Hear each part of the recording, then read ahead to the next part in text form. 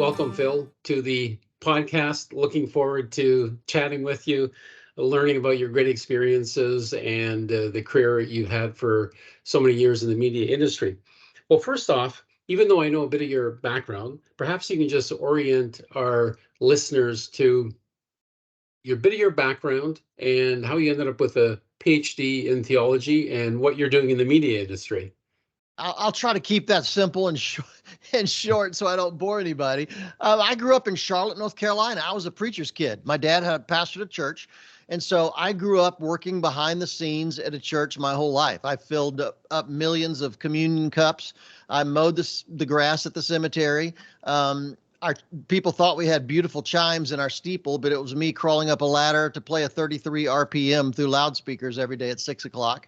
So you grow up seeing things behind the scenes. And it's funny, I never had a shred of a moment's desire to become a pastor, but how we were perceived out there, how people saw us and how we reached out to the community always had a huge effect on me. So even though I never became a pastor, I wanted to grow up and help the church tell their story more effectively. It was back in the 50s and 60s, pastors would do some really dumb things trying to encourage people to visit. We had one guy in our community, one pastor that said he would shave his head if he could get 300 kids to come to Sunday school. And another guy sat on a pole for like 4 or 5 days if we could get the Sunday attendance up to a certain level. So people at school would ask me, Phil, why does Pastor so-and-so do such stupid things?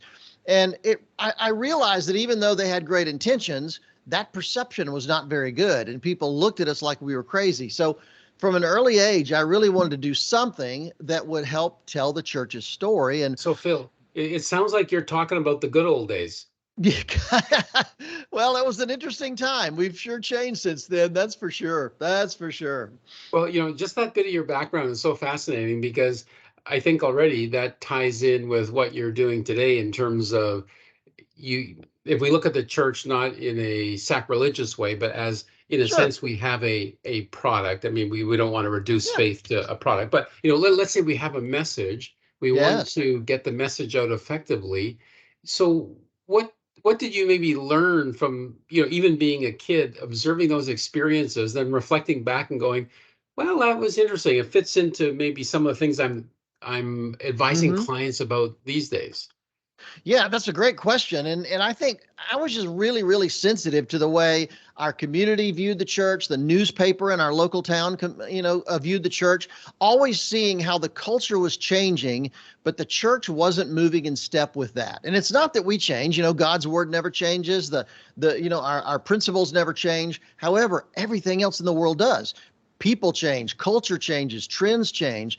And a lot of it is about how we tell our story in the middle of those incredible changes. I think to a certain degree, the language of our culture today is media. There are other advocacy groups, ideologies that use media very well. And although they may be small, they're getting their story out in a big way. And I just think the church has always been a little behind in using the media to share that story out there. We've got so many great things to discuss, and I'm going to bite my tongue because I want to get back to that issue of how the church, we have the message, but how we need to change with the times. But just scrolling back to, so let's say you grow up in this church with your dad as a pastor, and then you graduate high school. So when you started your post-secondary education, maybe just talk about how your media training dovetailed with an obvious interest in theology. Absolutely. Well, it's funny. In high school, my dad had a Super 8 movie camera. I don't know if you remember those, if you're old enough, but that 3-minute reel of film. And it never crossed my mind that you could be a filmmaker for a living, but I loved making movies with my dad's camera. And I had a group of guys, we would make army movies and space movies and mafia movies, all kind of little short films. And when I went to college, I had no idea what I would do. I was going to be a music major because I didn't know anything better. Because if you're a preacher's kid, part of the job requirement is learning to play the piano. And I thought, well, maybe I'll find some kids in college that want to make movies. So I took my films to college, and literally the first day I was unpacking my suitcase, and a couple of the films fell out. And the guy across the hall said, "Hey, I'm taking a film class, and I can show you how to edit those. I didn't know you could actually cut film." That was how ignorant I was. And so we actually went to the film department that night. We're working on my movie, and the professor was there, and he was working on some project of his own. And late into the evening, he left, and as he walked by our little table where we were editing my film, he introduced himself and said, "You know, I've been watching your film out of the corner of my eye." And he said, "I've got students that have been taking for years that don't do this well." He said, "Would you mind if I showed your film in our class tomorrow?" And I said, "Well, sure, if I can sit on the back row and watch." So literally the next day, he showed my movie. I sat on the back row, and when it was, and believe me, it was nothing to scream about, but when it was over, people talked about it. The class discussed it. And this idea hit me. I don't think I've had a more crystal clear moment of revelation before or since, that if I can do something with a camera that makes people talk like this is what I'm supposed to do with my life. So I literally changed my major that day, and I've never looked back. And I've always been behind a camera, helping tell the story of churches, ministry organizations, nonprofits in more than 70 countries around the world. Yeah, that's phenomenal. And I can tell already I've got a handful of questions, but I think we're going to bounce around a bit to follow some of these points, No problem. because I think what you just described, would you in retrospect say that was perhaps the seed of my calling or an illumination regarding my calling? Like, when you look back now, Yeah. how do you reflect on that event? Oh, there's no question about it. I mean, although you're right, there's seeds that are planted all along the way. I mean, early on, I started thinking about how the church was perceived in the culture. But I think that moment when I realized this is how I would do it, that revelation of if I can do something with a camera that makes people talk like this is what I'm supposed to do with my life. And I don't know that everybody has that crystal clear moment of calling, but in my case, I sure did. I'd been a Christian my whole life. I don't know what it was like not to be a Christian, but that moment, I finally realized the tool that I would use to tell that story, and it was a very powerful thing for me. Can you just comment on this dynamic when people consider their calling? There's always this situation where if someone's good at something, they discount it because it came easily to them. Now, for you, obviously, you had talent that this professor recognized. So why Yeah. didn't you say, well, that came sort of easily to me. I'm not maybe that good at it. So how did you recognize that? Oh, you know what? I actually can. The self-awareness to say, Yes. I can actually do this well. I love that you asked that question. I wrote a book years ago called One Big Thing, Discovering What You Were Born to Do. And I really, over the years, really helped a lot of people figure out what that calling is. And in the book, I talk about, I directed a lot of stuff for ESPN early in my career, and I would talk to professional athletes. And they would always say exactly what you said. Phil, I could always run faster than anybody in my neighborhood. I was better at catching the ball than anybody I knew, or I could throw the ball further than anybody. And it's something that comes natural. And very often other people see that thing, but you don't. And so I encourage people, look at the things that come easy for you, because that could be a real key to discovering what you're called to do. I'm a big believer in, I don't believe in passion, put it that way. I think so many of us are caught up in being, I'm supposed to be passionate about this or have a passion for this. But I've discovered over the years that it's not about passion. It's about discovering what you're really wired to do, what God created in you. And I think it often does come easy. Doesn't mean we need to refine it and work and train and be better and better at it, but it is something that is very, very natural. I use the illustration prom night in high school. Remember when you worked on the prom committee, you sat around a table and people would say, well, Susan, you're really good with people. Why don't you host the event? Or John, you're really great with numbers. Why don't you do the budget? Or Sam, you're super creative. Why don't you come up with a tagline or come up with a theme? So other people very often see that thing we're good at doing before we do, or before we really think about it. So it's a good place to start. And Phil, just to prove, I read a few of your books. I was just reading the part about passion in creativity on a deadline. Yes. So that's great. That relates to another point. Maybe you can just comment on this. So when you hear of great athletes, there's some maybe apocryphal story about a fellow like Jerry Rice. Yeah, one of the greatest receivers of all time. Yeah. Well, they always say with people like him, first guy to practice, last guy to leave.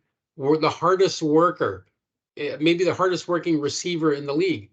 And yet people would look at him and go, the guy must have a gift. So just to say, maybe talk about, you have a gifting or a skill, but there's the discipline. Like you say, passion's not enough. So maybe just talk about why that discipline is so critical. It's really true. And the gifting is just the starting point. The gifting is the launch pad. But we really have to refine it. We really have to work on it, because just because we're better at it, I often say, I live and work in Hollywood. And very often, I look at actors who come out here to act, and they may have been superstars in their local high school in Des Moines or Tulsa or Atlanta. But then they go to college and they deal with a higher level of talent there. And then it's tougher. It's much more difficult there. But let me tell you, once you graduate from college and you come to Hollywood, this is the best of the best of the best. So no matter how easily you thought it may have been in high school or college, the higher level you want to go in your career, the tougher it's going to be, and the higher level competition you'll have. So I always think of the gift as just the starting point. And we take that, that rough piece of clay and we try to mold that into something better. But you're exactly right. It does take a lot of work. I was thinking about Justin Hurts, who just took the Philadelphia Eagles to the Super Bowl. They say the exact same thing about him. He's the first in, the first out. He works incredibly hard. And it's just amazing how that inspires other people, but it's absolutely critical. Yeah. Well, we're going to jump into a lot of these related issues, but I just want to cap off the a bit of the intro. Just get back to that PhD, because so you have this interest at university, and it's Yep. in the media film production side, but somewhere along the lines you have this ongoing interest in theology. So just describe, you maybe just cap off your academic training, like what degrees you've gotten, and what Well, led you to finish them. I got my bachelor's degree in film and television, of course, and then I went to University of Oklahoma and got my master's degree in journalism because I really wanted to focus on writing. And when it came to PhD time, I loved going to school. I loved being a student. My dad had a huge library, and I think that was really instrumental in inspiring me to read. But I love being a student, so I wanted to go on beyond a master's, and I never had a desire to teach. I've lectured at a lot of major universities, but I've never had a teaching position. And when it came to the PhD level, trust me, that level in communication is boring stuff. It's a lot of communication modeling, it's research, it's stuff that as a creative producer, I'm not that interested in.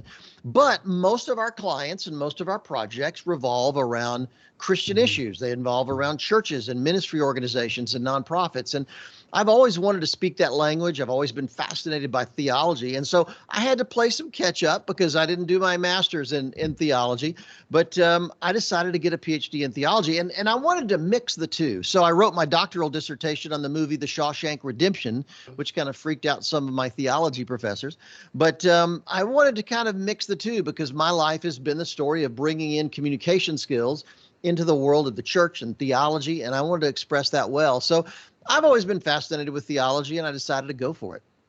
Well, that's great. Just one question related to that. So often we deal in apparent contradictions or paradoxes. So Yeah, on the one hand, based on your book, One Big Thing, we believe in, focus and excellence in a certain area. And yet at the same time, there's this matter of, we like to do different things. Somebody might be a lawyer and enjoy cooking or something. So in your case, how would you just describe, let's say, the importance to someone of having some outside interest they put it, they put some effort into. And I'm sure for you, I think I read in one of your books that you still like reading theology, it's of interest. Now somebody sure. might say to you, hey, Phil, you're wasting your time, focus. So what would you say to people about that? Well, my one big thing concept simply means that when you look at the best people in the world, the people that make a huge impact, the people that get on the radar and make a difference in the world, those are usually not people that are pretty good at a lot of things.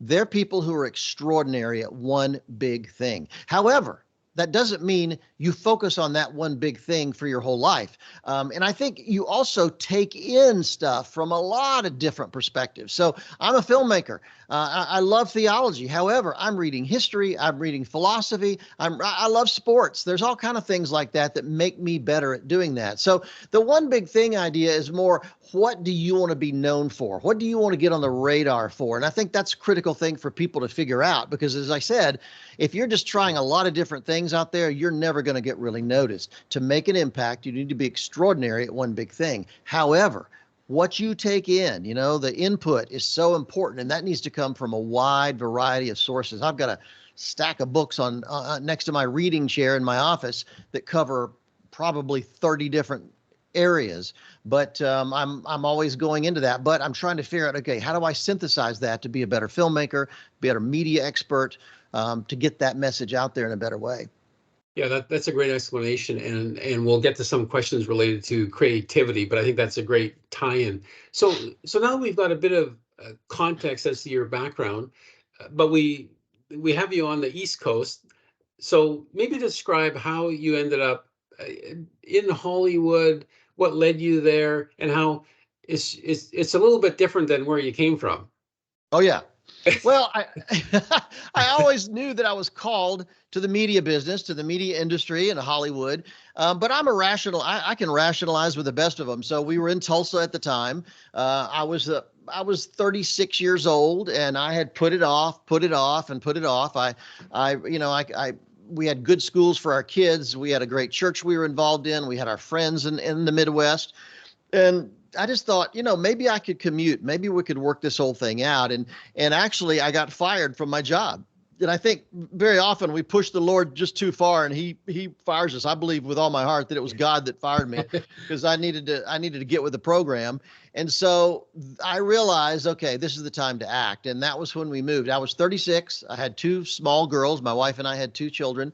And we packed up and moved to LA. And we just really believed that that was the thing to do. And I just had to commit. I had to commit. So I think if anybody's listening who tends to put things off or think I'll get around to that at some point, let me tell you, you need to act. It's time to make a decision, get in there and do what you really feel like you're called and what we were put on the earth to accomplish. Do it, and do it now. Well, that's quite interesting because at age 36, that's already that would be well into someone's career. Yes. And as you say, you're married, you've got a couple of kids. So clearly you took risk, and then also leaving behind friends, community at age 36. Obviously, you built a lot of that up. Well, that's pretty interesting. So maybe describe what Cooke Media Group does, just to orient Sure. people. So what the services of your company are today. Well, we do two things largely. One is producing programs of all kinds. We produce television specials, we produce documentaries, we've worked for ESPN, we've worked for PBS, we've done projects for a wide variety of studios like Disney and Warner Brothers and others here in Los Angeles. But we also consult. But the real burden on my heart is how Christians tell their story to this very, very challenging culture that we live in today. And so we work with churches, we work with ministry organizations, nonprofits, to help them really use media more effectively. It's interesting that I've got, at any given moment, I have 10 or 15 requests on my desk to come internationally and speak on the subject. And so while we're producing documentaries and things like that, I've got a team right now at the Museum of the Bible in Washington, D.C., filming there. While we do that, we love filming. We shot, as I said, in about 70 countries around the world. We also do a lot of advising, coaching, and consulting with leaders who want to be more creative, want to express their story more effectively, and want to get on the radar. So we really enjoy doing both things because I think it's an interesting mix. But I think one of the challenges doing this interview is that every answer begets a whole bunch of other interesting questions. So I have to pick which questions. But one related to that would be, can you pick one example of a project, maybe one that would be a name that would be familiar to a lot of our listeners, and just describe, here's what they asked us to do, here's how we got in there, here's what we did for them, just so people have a practical idea. Sure. There's a lot of ministry organizations out there that we go in and completely change the way they do things when it comes to media. There have been a lot of major television ministry organizations. We've worked with everybody from the Billy Graham organization to Joyce Meyer, Joel Osteen, which is very popular, you've heard of over the years. But we also work with a lot of people like Jack Graham and at Prestonwood Church in Dallas, who's one of the great leaders, I think, in the country right now. And we go in very often and just help them rethink how they use media. It's interesting that particularly when it comes to Christian leaders, they don't teach much about communication in seminary or Bible college. And so they may be great at preaching, they may be great at teaching or leading a church, But when it comes to getting that story out beyond the four walls of that church, they really struggle. And I think one of the contributions we've made in a big way was during the pandemic. We had been doing live streaming with our clients for years and years and years before that. But when the pandemic hit and churches were suddenly shut down, I'll tell you, it got the attention of a lot of pastors, and they were really caught. I've had pastors over the years tell me, Phil, I don't mind live streaming my services, but that's not real ministry. Well, let me tell you, they changed their tune when churches were shut down, and that was all they had. That's the only opportunity they had. So I got on Zoom. I started coaching and advising pastors and ministry leaders all over the world on how to raise the bar when it comes to their live stream. And it made a real impact. I did a teaching with 200 pastors across Russia. I did 400 pastors in Australia. I taught 160 pastors in South America. We did it in Africa, Asia, and just helped them get through that very, very difficult period of how do I connect with people when the church is actually shut down? And as a result, we've seen churches just do some amazing things all over the world. Do you think churches and Christianity in general needs to rethink what the local church is? So what I mean by that is, if a church said we had 500 people before the pandemic, now we have 100, and somebody else might say, no, you have 100 plus 1,000 online. Yeah. But those aren't real, then the response is, well, those aren't real people. So what would you advise the churches in terms of how you think about who your constituency is? A couple things. Number one, I don't view it as an either or thing. It's not the people in the building versus the people online. It's not either or. It's both and. We need to think about that. Even if you have 5 people watching online, if those 5 people walked in the door on Sunday, you'd roll out the red carpet, you'd welcome them, you'd make them feel special. Well, why not do that online? I just believe that we need to have a hybrid experience where no matter how someone chooses to engage your service, it's amazing. It's just incredible.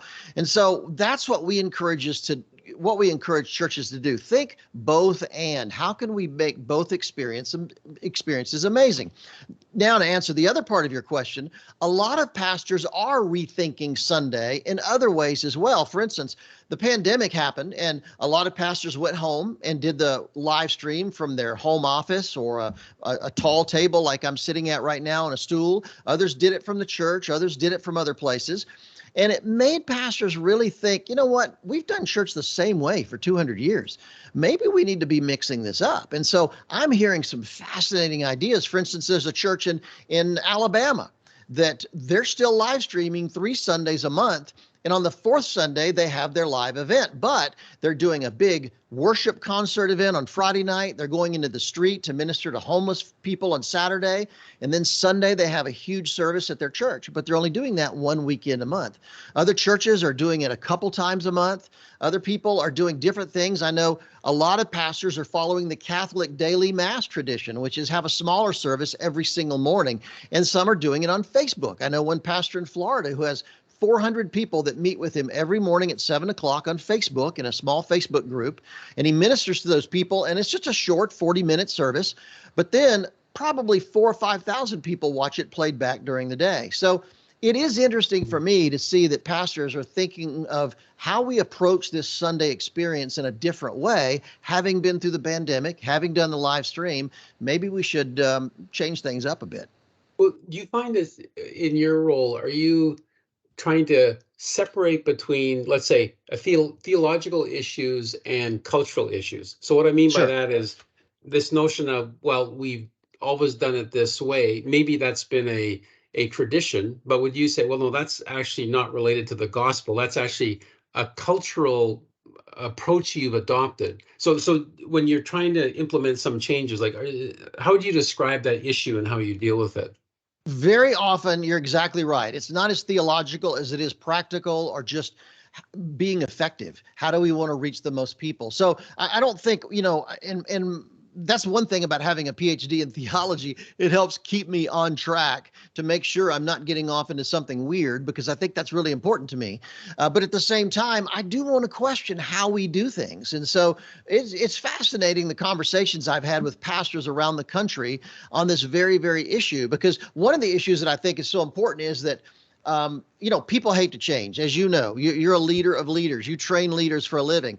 And people hate to change. But it's interesting that when the pandemic happened, all we heard was things are going to change. Things are going to be different. There's going to be a new normal when we come out of this pandemic and these lockdowns. Well, I'm telling pastors now that we've come through that, people are not only ready to change, they're expecting change because they've heard that pounded into their head every night on television for 2 years.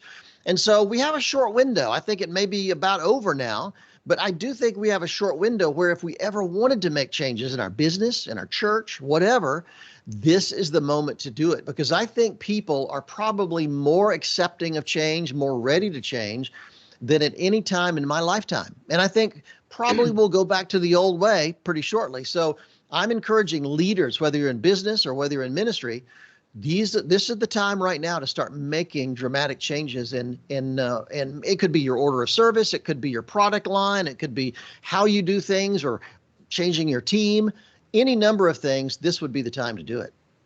Yeah, that's a great insight. I want to ask a few questions related to how churches communicate their message, but in a time of crisis. So what I mean by that is often there will be some unfortunate situation that comes up in a church. A simple one, or not simple, but let's say maybe there's somebody who's a volunteer in the Sunday school department, and it turns out they have a criminal record, something related Right. to sexual challenge.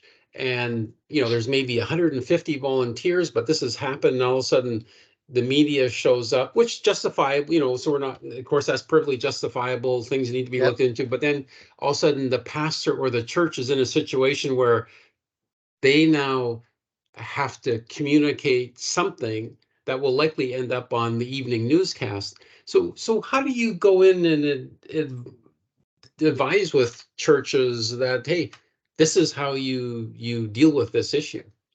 Well, you're talking about my next book. It's interesting. I'm working on that book right now, about Okay, 80% of the way great. through. And but it came out of the fact that because I'm known as the media guy, I get calls when a church goes through something like this or a ministry organization because they don't know what do we tell the congregation? Do we release a public statement? Do I need an attorney? How we deal with reporters, just like you're saying. So I've dealt with, you just can't imagine the things that go on out there. And I've dealt with everything from situations where a pastor in his 60s had an affair with an underage girl in the youth group, and he's in prison now. Situations where the pastor's wife was an alcoholic, or a youth leader had an inappropriate relationship with someone in the youth group. Somebody embezzled money. I had one church where one of the ushers that was collecting the offering would just slip some into his pocket every week, and after a couple of years, that added up to a lot. So there are a lot of crises, and I tell churches and pastors, even business leaders, that it's not if you'll have a crisis, it's when. The fact is we should be ready for anything at any given time because we live in a social media world. Chances of someone saying inappropriate things on Twitter or Instagram or Facebook are going to happen. You just never know. And, just take for the fact that if you're a leader and somebody runs into you in a traffic stop, you're going to be angry. You're going to get out of the car. You're probably going to think about yelling at that person. Trust me, somebody today is standing on the corner with their phone in their hand, filming the entire thing. So we have to be more careful than ever. I tell pastors that certainly we need to live transparent lives, but now we need to live really transparent lives because that river of information that goes into Google is so vast. We thought that, that DUI you got in college that you thought everybody forgotten about. Well, guess what? That'll show up in a Google search. So we need to be living more transparent lives than ever because there's so many opportunities for people to make mistakes, go off the rails, and a church can be devastated. So my goal is to go in and help kind of right the ship. I'm not the spiritual guy. Very often if it's a pastor that's failed, I'll recommend we bring in a pastor or a spiritual leader to help guide that part of the congregation. However, the question is, do we report it? How do we report it? Do we need an attorney? How do we want to talk to the media about this? All those are really important questions that need to be asked. And most churches just have no idea how to respond. And I think it is critical that we just understand it's not if, it's pretty much when in the day and age we live in. Well, would there be some principles that churches should adopt? Like, for example, let's say Yeah. the church, something's happened and the media is at the doorstep. So the church has the option. How do we? So in other words, it's there in front of them. Yeah. So the options would be for most churches. They would think, well, do we say anything? So either we say something or Yeah. we say nothing. What do you recommend? Do you recommend, okay, you get out there, but here's how you want to Sure. come There's a number across? of things. There's a number of things. Number one, call an attorney. And I recommend you get an attorney that has dealt with these kind of issues before, but get the attorney's advice first thing, simply because even reporting issues are critical today. For instance, one church had a janitor who did some inappropriate stuff with a kid in the church's private school in a hallway. And the girl's family didn't want to report it. They said, no, it's going to ruin her life. Let's keep things quiet. But the truth is, nowadays, if you don't report it, you can go to jail. And the pastor, who had nothing to do with it, almost went to jail because he didn't report the incident. So there are legal issues that are more important than ever. Another thing that I think is really, really important is understand that you need to tell the truth all the time, but that doesn't mean you tell everything.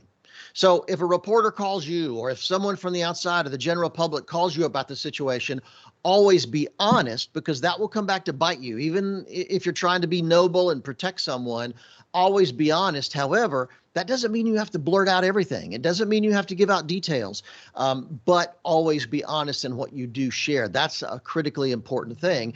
And another thing I think worth mentioning is you're under no obligation to talk to reporters. Don't feel like just because a reporter calls, you have to respond. There's no, sometimes it helps, but there's no obligation to respond to reporters. So don't feel like that's a critical thing at all. And I would also say, before anything happens, starting now, create a little team, like a crisis communication team in your church. It may involve the pastor, it may involve the executive pastor, it may involve a couple elders, maybe a communications director at the church if you have one. Just a small group of people that you meet with ahead of time and decide, okay, if a crisis happens of any kind, this is how we'll respond. We'll immediately get together and work this thing out. And I also recommend, it's kind of different, but I also recommend you get communications counsel from a professional, simply because the thing about attorneys is, and they're so important, but an attorney's job is to keep you out of jail. Their job is not necessarily to keep your reputation intact. And so I've seen cases where an attorney literally saved a church or saved a pastor or a ministry leader, but they left their reputation completely tarnished. A communications professional will also help you keep your reputation intact. They'll know how to tell the story, how to get it out there, who to talk to. Those kind of things become very important in this social media world that we live in. So those are little things that I think you could do right away that would help prepare a church or a ministry organization or a business, for that matter, for what should happen if somebody goes off the rails. And then maybe a bigger picture and related issue would be how a church is perceived generally in our society. So, for example, Yeah. should pastors just recognize that, and Christians recognize that the message of Christ, as it's applied in the context of various contentious issues, is just not going to be popular with the media, Yes. and that the media will slant things a certain way. So does the church just take the approach of, okay, we want to stand firm on the truth, we'll communicate with grace, but you know what, the message is the message? Like Yeah. how would you counsel churches just in that general way?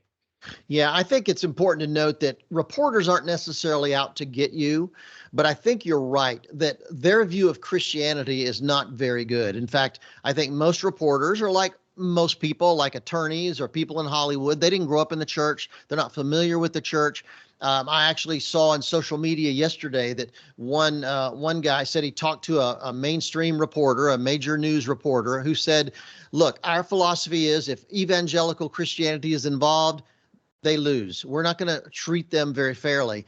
And so I think that's the attitude of a lot of news organizations out there today. Christianity just is not very high on the priority list. I know when my dad was pastor, when I was growing up, he was respected by everybody. Everybody respected my dad because he was a local pastor. Today, the latest poll I saw, the respect for pastors is just barely above used car dealers. So just in the culture generally, pastors, ministry leaders, the church in general doesn't get a lot of respect. So we have to take that into account when we're talking to reporters. If we're going to engage with them, we have to understand how that works. And so I just advise people to be very, very careful when it comes to engaging with reporters. In fact, I know one ministry leader who he got pulled into an interview with a reporter under the guise that the reporter felt like he's going to be the next Billy Graham and we want to interview you. And it kind of hit the pastor's ego. And so the pastor said, yeah, let's do this. So when the interview happened, the reporter pulled out a bunch of allegations about financial misconduct in the church and a lot of other things. And it literally crashed that pastor's career overnight. So you have to just be very, very discerning and careful when you're dealing with mainstream reporters.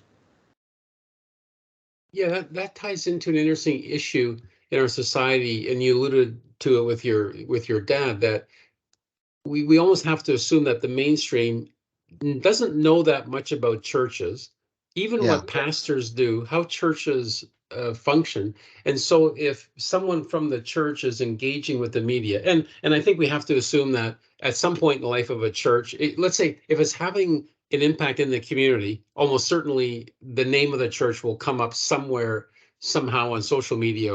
Yeah. So just this idea of, do you find it's important to give church leaders the context that, hey, most people, they haven't been in a church, they don't really know how Yeah. churches function, they don't even really know what a pastor does. So when you're communicating, you need to have those assumptions, because I think sometimes we live in the church world where we all know how it operates. So did you Yes. find you have to really go down to basics with church leaders? No question about it.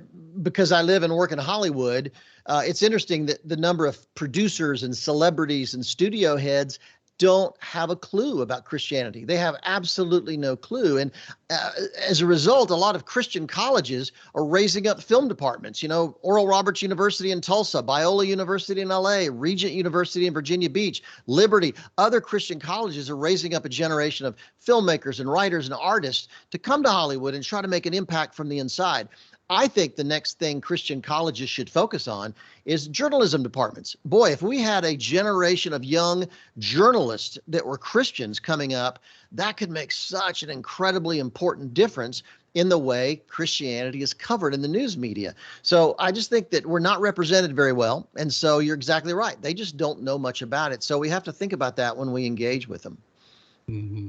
So one question related to that, in your, not to say you've been at this for so many years, because that would relate to your age Because span, but let's just I'm say young looking. Yeah. exactly. So how would you say the media has changed over the course of your career? Well, it's changed a lot. I mean, it's interesting that I did a podcast recently on the fact that in 1898 to about 1914, at the very birth of the film industry, the church made more movies than Hollywood did. I mean, early on, the church really embraced movie making. And there are millions of examples of how that happened. And it was when the church started to pull away when the studios really stepped in there. And so I think anytime there's a void or a vacuum, it's going to be filled with probably the wrong elements. And so the church went from being very pro movie to being very anti movie. And so Hollywood became the enemy in many ways. And one of the things that frustrates me and that I try to share with Christians around the country is that we should stop viewing Hollywood as the enemy and start viewing Hollywood as a mission field. I mean, what if we prayed for the industry? What if we prayed for television networks? Instead of criticizing them constantly, maybe we should start thinking about them as a mission field and raising up a generation of missionaries to go out there, for one thing. And the second thing, just to pray for them. So doesn't mean they're don't have issues and problems, but I do think it's changed dramatically over the years, and it's become a very hostile environment for many, many Christians these days. Mm-hmm. Mm-hmm. Well, I want to circle back on some of the things we touched on earlier. Sure. So we talked about some of the notable things you worked on, and we all know in the entrepreneurial world, not everything works out. to That's say for just sure. to say it mildly. And so we all have our successes and failures.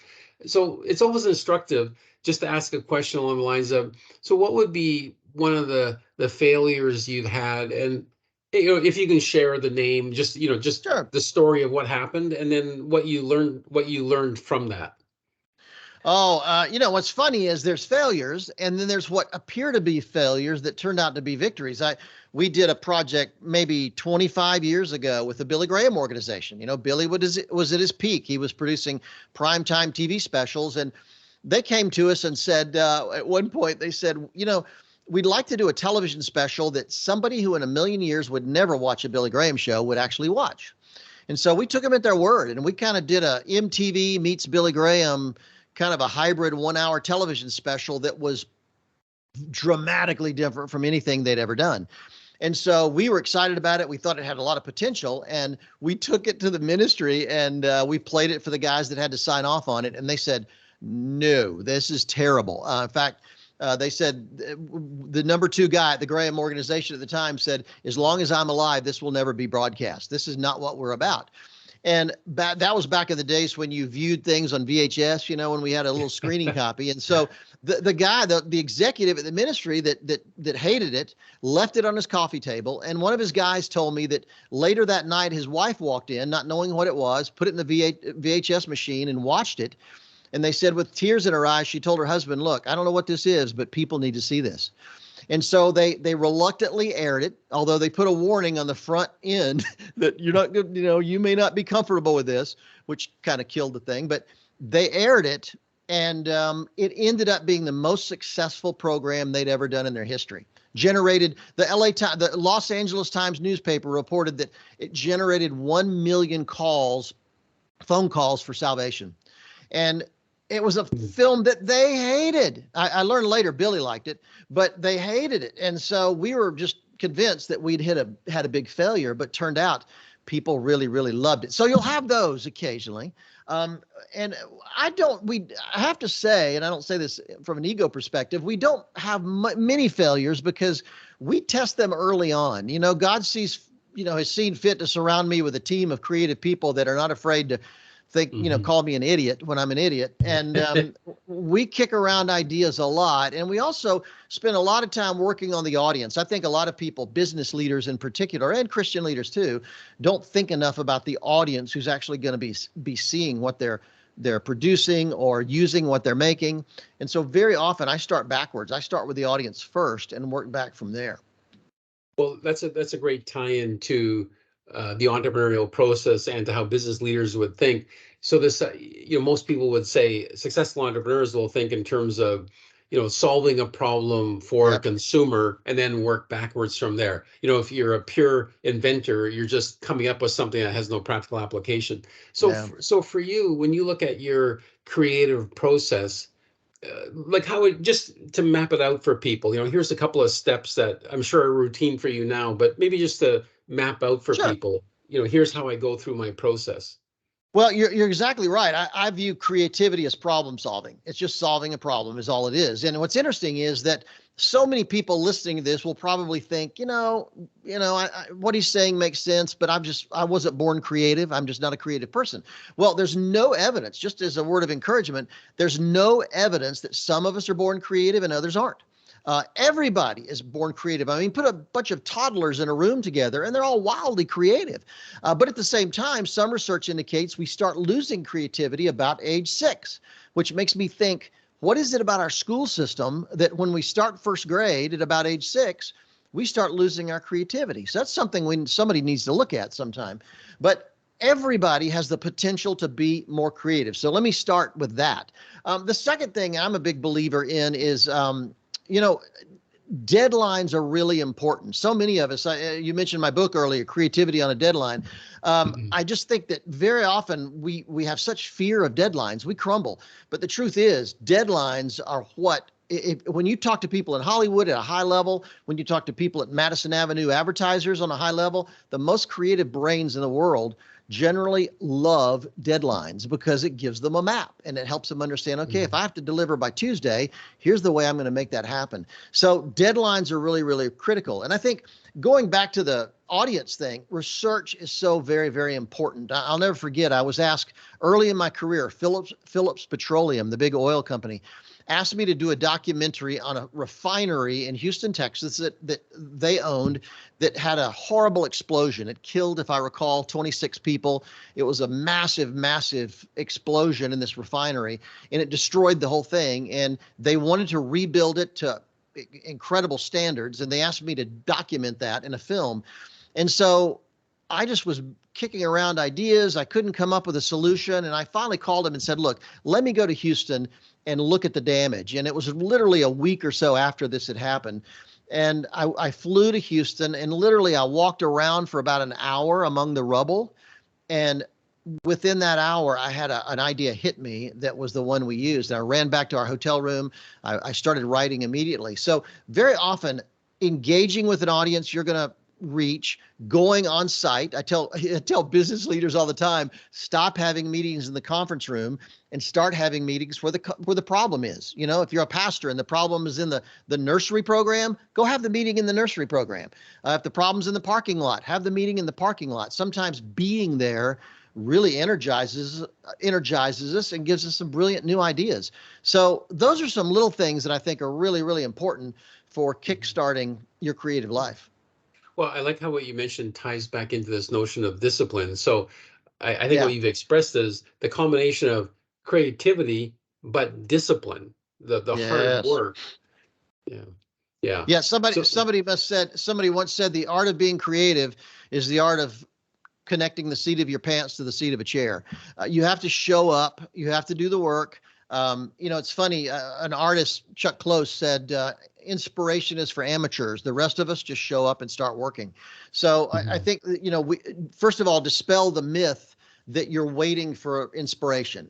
Forget that. People who are professional, creative people show up. And when you get into a regular discipline of being at that work table every day, or being on site every day, or being on the film set every day, suddenly ideas start flowing and you trigger things that you would have never triggered. So stop waiting for inspiration and just start getting out there. So the idea of sitting underneath a tree and the coconut hitting you on the head, that's not Yeah. so effective. Well, the funny thing is when you wait for inspiration, you could wait forever. You could wait forever. Jack London, the great novelist, said, I don't wait for inspiration. I go after it with a club. And I think he's exactly right. We have to make it happen. Well, that's great. So one question related to that is, how do you create a culture, or that's redundant. How do you make a culture of creativity? So people who don't believe it, how do you create that environment? That's a great question, because there's so many leaders out there. And today, whether you're an executive or a pastor or a nonprofit leader, you're going to have to lead particularly creative people, because you're going to have designers on your team. You're going to have video people on your team. You're going to have web people on your team.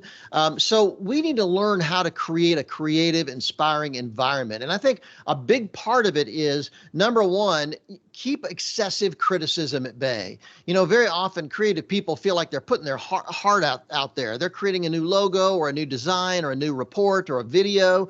They feel like they're putting their heart and soul into it. And if there's something you don't like about it, don't just start unloading on them. Sit down with them. Ask them how they thought of this and why they thought of it this way, and engage with them and have a conversation about it. That will inspire them. That will really, really inspire them. And I think get all of your leaders on that same page. It's so very, very important. And I think another thing is let them take credit for their work. Very often, if you're a leader, say you're a manager or a director or something like that, your creative team is going to do something amazing, and the big boss, the president of the company, is going to come to you and say, wow, Bob, you did a great job, really good work. And you're going to want to say, well, thank you. I worked very hard on it. But let me tell you, if you turn the credit to your creative team, let them get the credit, they will walk through a fire for you. They will do anything for you. So, fight the urge to take the credit for something they did, and let them take the credit for it, and they'll rise to heights you never, ever in a million years thought about. And then one more thing I think is worth mentioning real quick is being flexible. The creative team is not like the accountants. They're not like the sales guys. They're going to be a little weirder. They may have their inspiration in the middle of the night. They may have it super early in the morning. And so the more you can be flexible with your creative team, certainly don't be so flexible you don't make them produce, but give them a little leeway, and you'll be amazed at the results you'll be able to get. Yeah, those are great insights. Especially, it's great to reinforce that notion of that safe environment where people feel they can contribute. No, that's great. Well, we have only about 11 or 12 minutes left, and I want to hit a couple of key points. Sure. I've got some quotes from some of your books, and I wanted you just to comment on them because I think they're really quite relevant for business leaders. So, first quote, and this is from One Big Thing: I can never say enough about the importance of credibility when it comes to influence. So, maybe just unpack that. Well, credibility really, really does matter. As you've heard, there's a phrase out there: people do what they see, they don't do what you say. And so you could talk all you want to about something, but your team needs to see it in action in your life. You need to reflect that. If you're going home every night and getting drunk, if you're cheating on your wife, that's just going to really damage your credibility. And I don't care how brilliant you may be, nobody's going to listen. So credibility really, really does matter in this world we live in today. And that goes through social media. It goes through so many ways people can look into your life. So I just think, strive for credibility, strive for character, strive for integrity. And once you've done that, people are much more likely to listen to whatever it is you have to say. I can't overemphasize that enough.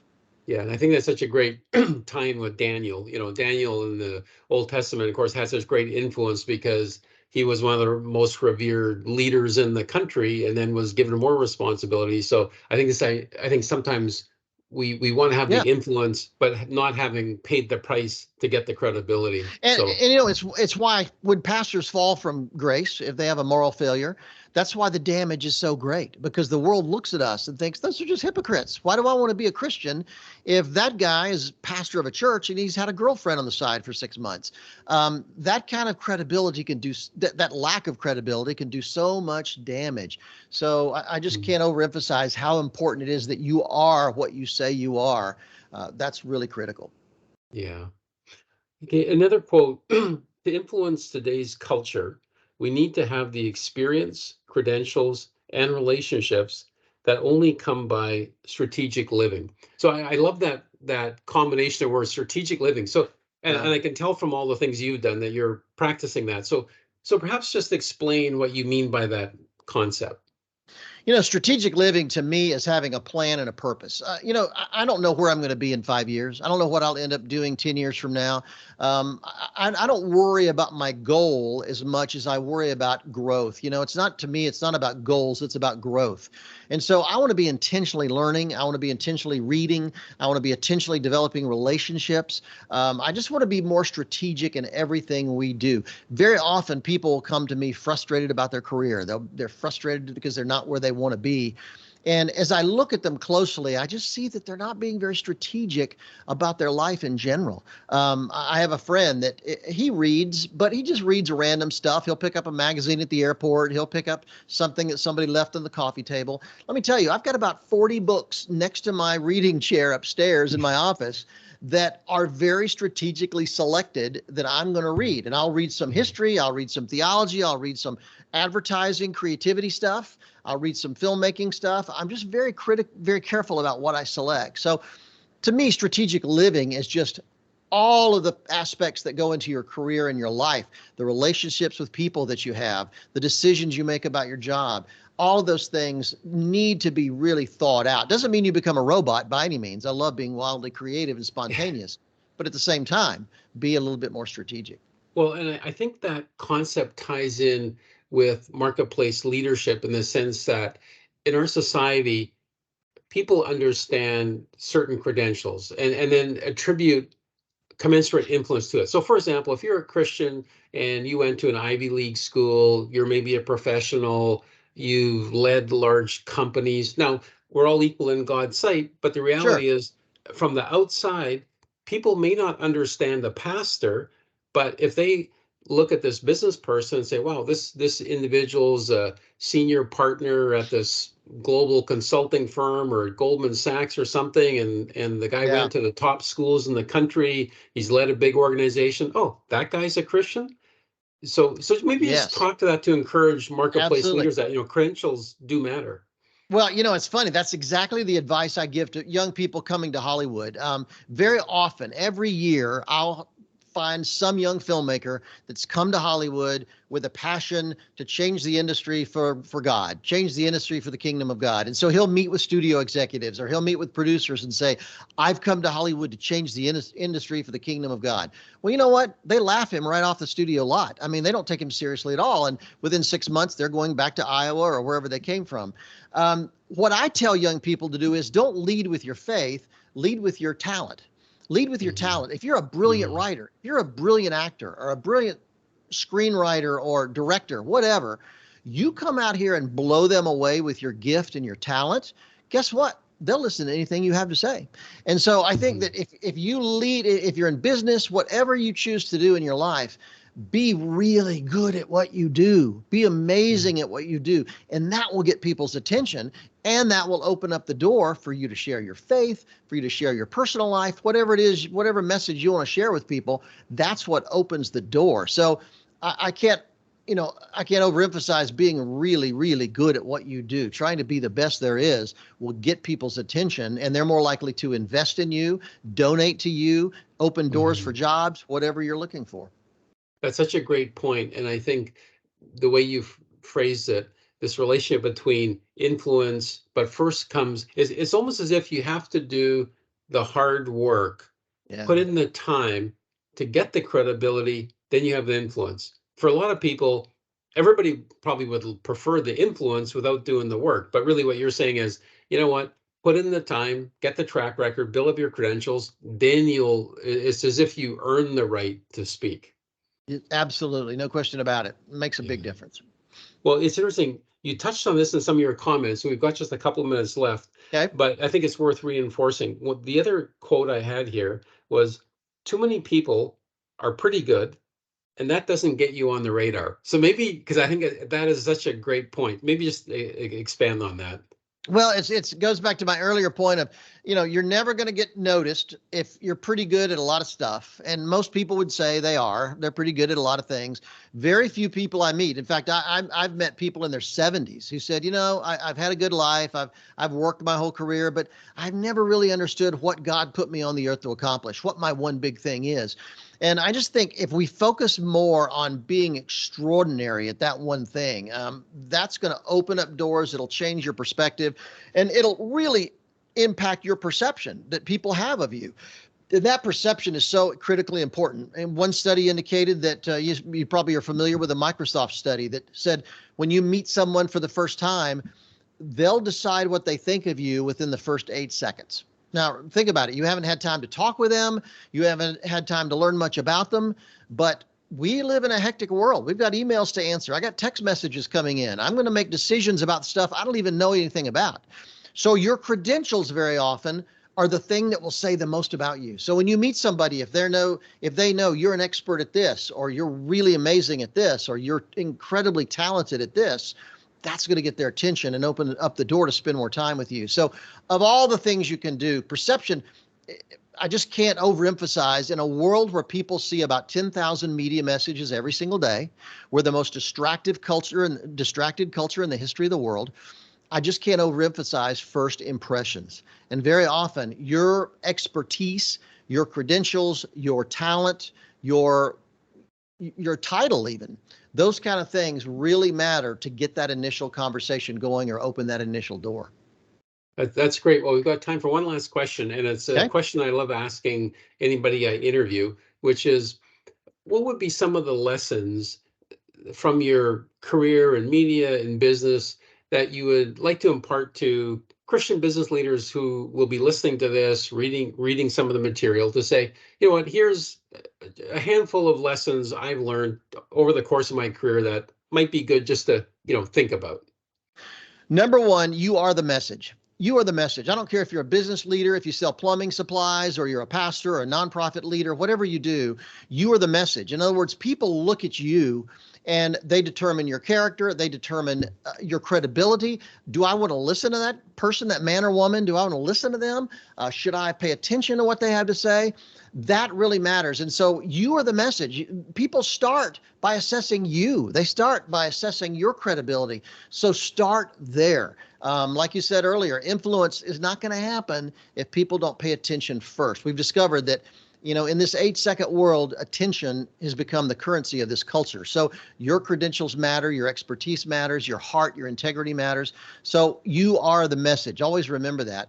Another thing I would learn too is communication really matters today more than ever. There's so many ways with social media, with the online world, with video, so many ways to get your message out there, whatever that may be, that we need to understand that more. And they don't teach communication very much in business school or in Bible college or seminary. They just don't teach that. And so it's up to you to learn why communication matters and how to get your message out there in a more powerful way. So I would encourage you, create a communication team around you. Maybe you're a small church, you can have one person, or maybe a small business. Whatever it is, start aligning designers and web people and creative writers, people that can shoot video, people that can help get your story out there. If you're making a product, you need to just, you need to sell that product. And communication is a powerful tool for getting that done. So that's why I live. That's why I have a job. I think that people need to understand better how to communicate their message in this distracted world that we live in. Well, that was a huge amount of insights in 1 hour. I think it was a crash course in communications. I talk fast. I appreciate all your insights. That was absolutely phenomenal. And I know this interview will have a great impact in our ELO network. So thank you very much for your time. Thanks for the opportunity.